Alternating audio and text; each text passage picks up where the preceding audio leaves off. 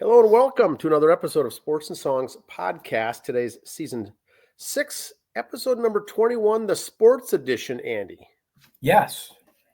It is March 31st, 2025, officially the last day of the snowmobile season. Just wanted to point that out. Sorry, man.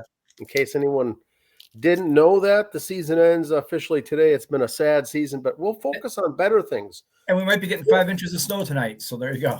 Wow. What a kick in the teeth that is, huh? Yeah, it is nasty. Last year, kind of a same deal. Last year, we got snow on April 1st. Yeah. And so anyway, that is what we've got. We've got NCAA March Madness going on, college hoops, Major League Baseball's in full swing. Let's get started, Andy, with the trivia question. A little trivia. Go ahead. Trivia question. Yesterday's games and Saturday's technically for the NCAA men's Final Four, the winners of each region was the number one seed. All Final Four teams are number one seed. So guess who's, happy is sometimes you get the wife or the girlfriend who doesn't Alice down in shipping who picked all the number one Al seeds. down in shipping. Yeah. We just go through and pick all the number one seeds. Those people are cheering because there's not a single upset in the Final Four. How random is that? Now, the question tonight is, has it ever happened before? Has all the number one seeds gotten to the Final Four? Those games are semifinals are Saturday, by the way, and the championship on Monday night. All Final Four teams. Has it ever happened? Look it up. We'll get to the answer on the back end of the episode. All right. First of all, a little disclaimer on this. Normally, we record at 8 o'clock at night on Mondays. Because of the UConn game tonight, and the Bison game and some other stuff, we're recording earlier in the day. So keep that in mind as we talk about stuff. So there you go. Like I said, four teams there. None of these coaches have a title yet as head coach. Wow. So that will be kind of nice to see for the men's side, a first-time champion. And just so you know, Houston's the only team I got left in the bracket. So there. I only have Florida. So therefore, I don't care. Yeah, it was a rough. It's a rough go these last couple of games. University of Indiana basketball men's team has 0 players returning. 4 graduated, one's going to the Ohio State, and the rest are all hitting the portal. I mean, this is the world we're living in, Andy. 0 players. I've never heard of 0 players coming back. Even that 12th guy on the bench said, portal. I mean, or he graduated one of the two. I don't know who it was, but what does that say about your coach? I mean, wouldn't you want to get a new coach if you lost everybody? Yeah, it begs the question, Andy. What's the real problem? Begs the question. Now, Indiana had a good year, right? No, that was football. They're football. They're decent. I mean, but like I said, you fire the coach, you to go, okay, coach, here's your chance. Bring in your guys. We'll give you 3 more years to figure it out with your guys. Well, recruiting is going to be big. Now, the recruiting will be huge because part of the factor is when you get recruited, you could be a true freshman starter, and they won't have to redshirt anybody. But I'm sure they're also going to get people from the portal. Yeah, the guys you got signed coming in here, we're going to try to get the portal yourself. You could say, dude, you got a good shot at starting here. And that may be a great education. You could start playing the game you love. What more do you want? But are you playing for a coach? It's a toxic environment, and you don't want to be even part of it. There's got to be something there going on. Yeah. Very strange. Quotes. Just say quotes of the week. Okay. I want to go with quote of the week. So I'm trying to be positive today. I didn't want to go soapbox. I didn't want to go off on this because this isn't really a soapbox because these 2 quotes I really agree with. Okay. I'm not a big fan of Kim Mulkey. I mean, I like her as a coach. I respect her. I respect the hell out of her as a coach. Sweet coach. Love her. I wish if I had a daughter playing basketball, if Gino didn't want you, go play for Coach Mulkey, okay? That's how much I love her. I think she dresses in the dark. I can't stand her clothes or anything else, but, So someone ripped on her going, what's it like? You lost the Elite 8 twice in a row. You're not in the Final Four. And she goes, how many Final Fours did you play in? I like that. I like it. I like that. She shut him up. And, to a point, when these reporters try to be bigger, they try to make the story about themselves. I want to ask the tough question. Really? Okay, well, here, jerk, you got your name in the paper for getting ripped on. She got the ring 2 years ago. They haven't made the Final Four in a couple of years. Big deal. How many coaches, it's like we said with the state tournament, these guys lose the state tournament game for high school and they're crying. I can think of 304 schools that would love to be in your position. Mm-hmm. How many schools love to say, yeah, we lost 2 Elite Eights in a row? You know? Yeah, they have a good team and they have a good program. And they've lost to the number one teams. And they went far. They were playing 2 weeks into the NCAA playoffs. That's still very good. And they lost to good teams when they lost. It's like they got upset by the number 12 seed in the first round. That happens. You know? So congrats to her. And then, okay, circle this day on your calendar. I have back-to-back Kim Mulkey quotes that I agree with. Wow. Her and Gino both kind of went off on this whole super region this year. And we'll use Gino's team for an example. Well, he was going how the super regions ruined the game. And we got both of these up on our Facebook page, so you can go find them, search it through there. And Kim actually said, I agree with Gino because his interview was first. Now, paraphrasing here, Gino's like, okay, look, we play Monday night. So they got the late game. It's going to be 6 o'clock out in Seattle when they play, but they got the late game Monday night. They got to fly to Tampa for a game Friday. He goes, the men don't get that. Men get plenty of time off. He goes, it's a money grab.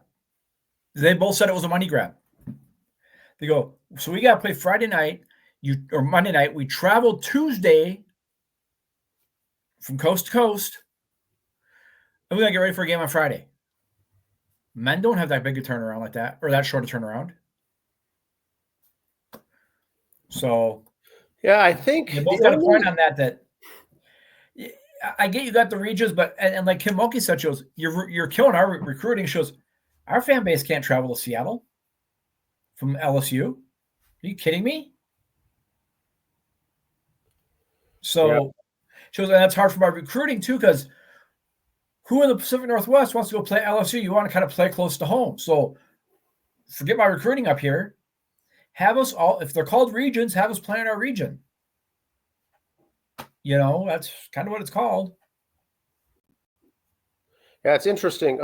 In the past, I think it was the NCAA women's tournament, and you could correct me if I'm wrong, Andy, because you've been following it longer than I have, but they always seemed to get overshadowed, and they'd have games with other men's games going on, right? Or they played earlier and they didn't get the featured games.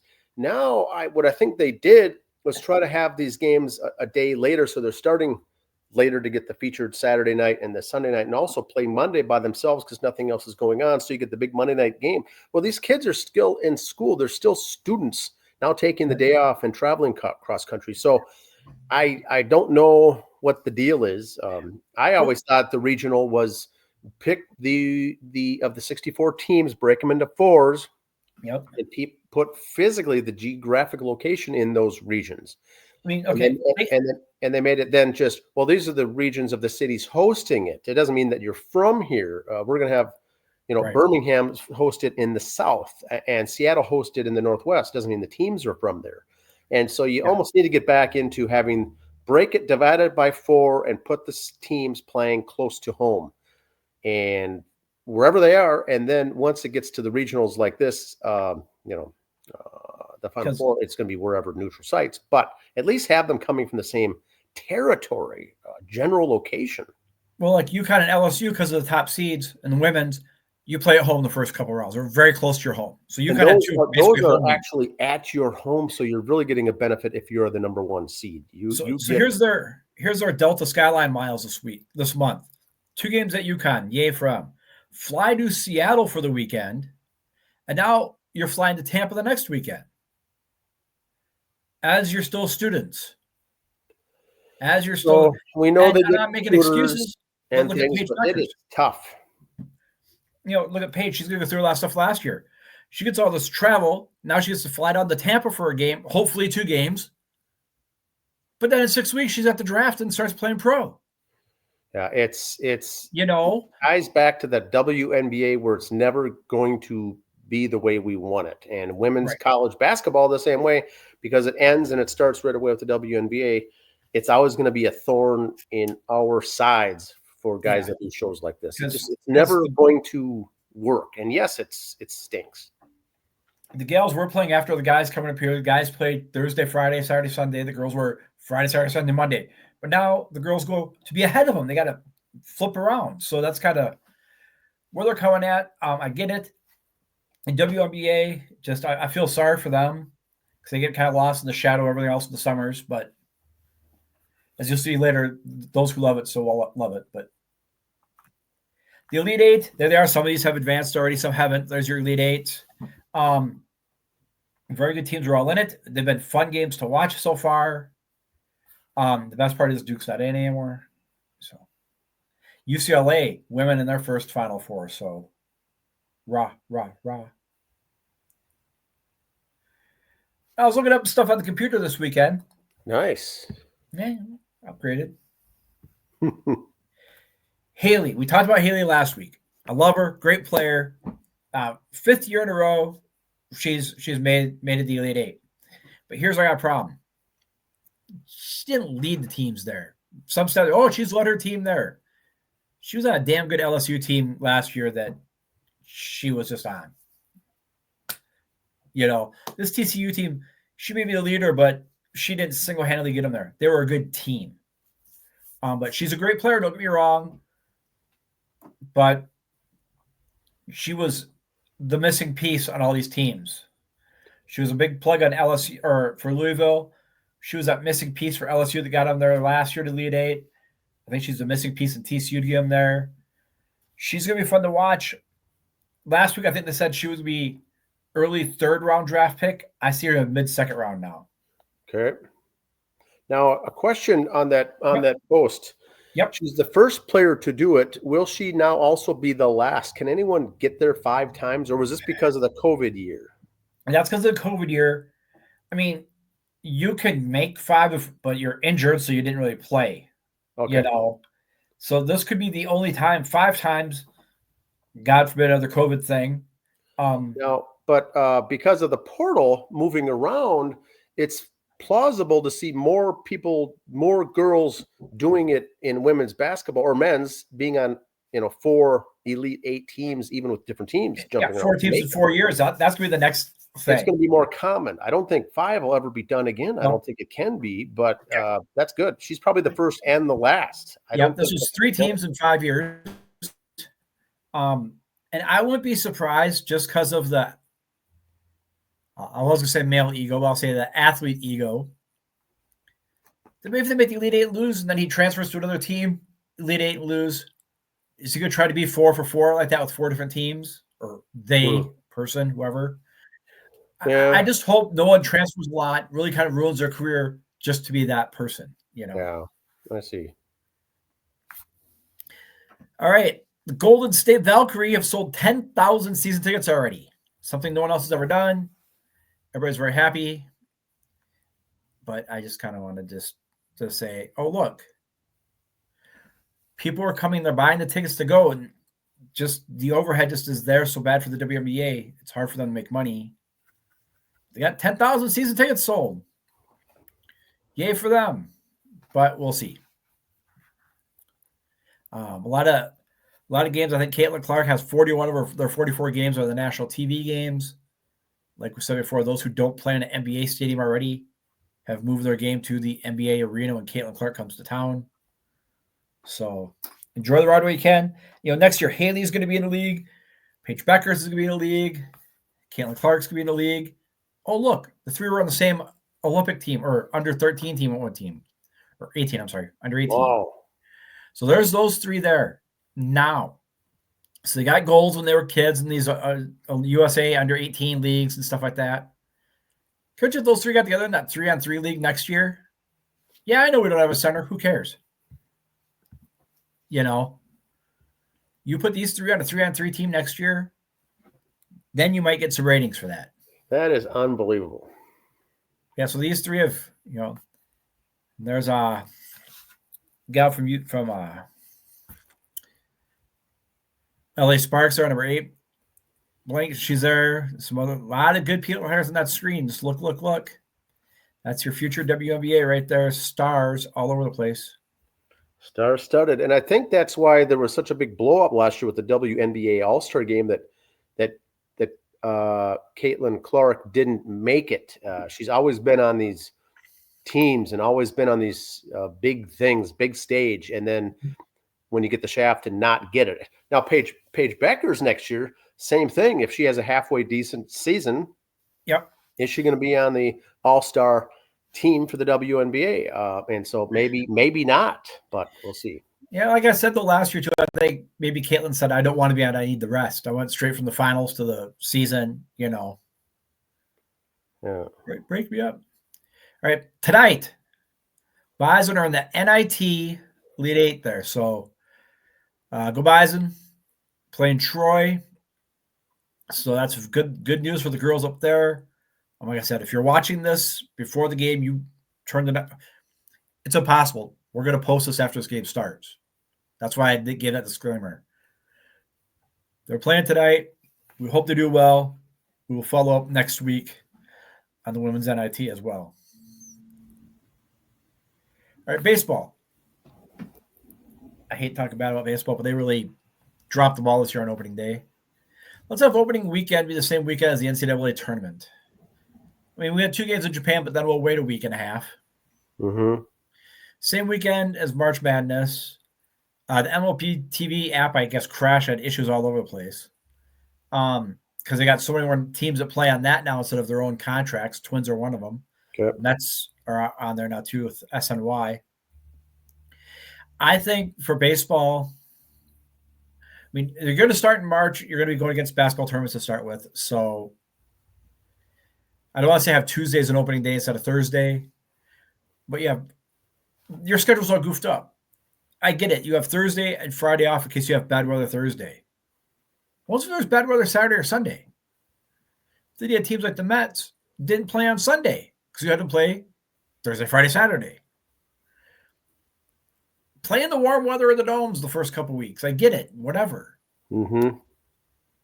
The Twins had 2 rain delays in St. Louis. I mean, other teams had issues with weather, which it's going to happen wherever you are. But man, you gotta do something better about that. Start a couple weeks later and then schedule double headers. That's how you get around this problem. You schedule double headers. I like that. This is great. Social media. Tigers Major League Report. Hasn't been announced yet, but the minor league team signed Hayden Irby. Then he replies afterwards, I can confirm that. Can confirm. Oh, we don't know. And then the guy you just mentioned goes, I did. I have been. So I thought that was pretty good humor. That's good. The White Sox ground crew couldn't get the tarp out, so they kind of had to make do with the rain delay tarps there. Kind of looks like patchwork there. Way to go, White Sox. Jeez. Stay classy. Oh. Jacob deGrom, his first full start back for the Tigers, Texas Rangers, after the Thomas John surgery. 5 innings, 6 Ks, 2 walks, 2 hits, 73 pitches. And you know what? Most pitchers, their first start out of spring training is going to be 73 pitches, 5 innings. So that's not that far off than the rest of them. So he's kind of on pace. 6 Ks and 5 innings, that's DeGrom numbers. So, And speaking of former Met pitchers, Max Scherzer was removed from today's game with right lat soreness on his arm for the Blue Jays on opening weekend there. Mets are supposed to play the Jays coming up, and sounds like he's going to miss that start. Convenient. And Dubnyk makes the roster as the number 5 guy, and they've sent him down before they get to the number 5 spot in the game. So, sorry. So what they did, they brought him up and in the bullpen to be a long reliever. Yep. Used him for 5 innings and then DFA'd him. Yep. So which Yeah, he was was gonna good. be that sixth starter, long relief guy. Yep. He did tremendous. So he did really good, and they're stuck. This whole season they have him, and so they've got to designate him for assignment. He gets the option to decline it, but he's already on the salary for the big deal that he signed. No other team is probably going to pick him up, so they're going to have this issue all season with Dobnik, and there's no room for him now as a starter even in the AAA. So I think he's going to be in the bullpen there. And so once again, you make these contracts, these long-term deals, getting out the checkbook and signing someone for big, and then it doesn't pan out. And so they used him for what they needed to and cut him. I did see some comments on social media, people upset that, hey, he pitched good. Why do you turn around and diss him and kick him to the curb? I think he was just meant to use that one game, because I think all they had. It's a business thing. Teams come for needing trade bait coming up. I won't be surprised if he's one of those. Team is kind of a quote unquote contender. Yeah. Oh no, we got pitching issues. Let's get another guy. You're gonna see Mr. Dubnik's name out there, I think. Channel 9 released their town ball games. June number 4 at St. James, the 11th out in Shakopee, 18th in Avon, 25th in the Brownton. July 2, Anoka, 9th Springfield, and the 16th in Princeton. We plan on going to at least one, if not two of those games. Yeah, the Shakopee one is against St. Patrick. Brownton plays Glencoe, and I think that'd be a good one then as well. Yep. So you'll see us there. Speaking of town ball, 136 days till it's tourney time. Yeah, those are the sites. Those are the 3 locations, and there is the official logo, and that's going to be the last 2 weekends in August and the first weekend in September. Long way away, but if you look at it, 136 days. That's it. It will go. Shopping days left until the tourney. Yes. Kind of excited. And I just got one more thing here. Trey Lance buys a quarterback who's been with the Cowboys, I think. He signed a letter, what's it called? A negotiation list. Okay. So he might go to Canada this next season. I think if he wants to, for him, he played just a year in college. It was the COVID year. He was such a physical specimen. He got drafted high and has never really played. He had a handful of games of it, nothing to really prove himself. I think if it's him, he signs a year or two in Canada, shows his skills, and see what happens. Yeah, I think he could do well there. He could do well in the UFL down the road, and then you do well to get yourself back into that market as elite NFL. Yep. But it's such a grind in the NFL. Every year older that you miss is now a chance that you may not be back, and so you got to weigh your options. He's a tremendous athlete, but just I don't know. Oh, yeah, he's a great kid, too. I mean, he always goes back up to the NDSU for the games. He's very good to the fans up there. But, yeah, that's that. That's what I got. Like I said, I mentioned I got one team left in the men's NCAA. And as we speak now, I got 3 left out of the 4 in the women's. So I had Notre Dame winning it. They lost. So my pick to win the women's is out. So now I could cheer UConn. So it should be interesting. I had Alabama with an upset. It didn't hold. That Duke team just too good. Wow, it's good stuff. Now with all Final Four teams, all number 1 seeds, it's going to be tremendous basketball. These are loaded teams with the portal and with the recruits and just stacked. So it will be good to see what happens here. Trivia answer, Andy. Yes, go ahead. I think I got a guess. All 4 number 1 seeds in each of the 4 regions for the men's NCAA tournament has reached the final. Has it happened before? Yes or no? I know it's happened before. I can't remember the year, but just like this year, the Final Four was in San Antonio. Okay, so yes. Remember the last one was in San Antonio? It was all 1 seeds, but I can't remember the year.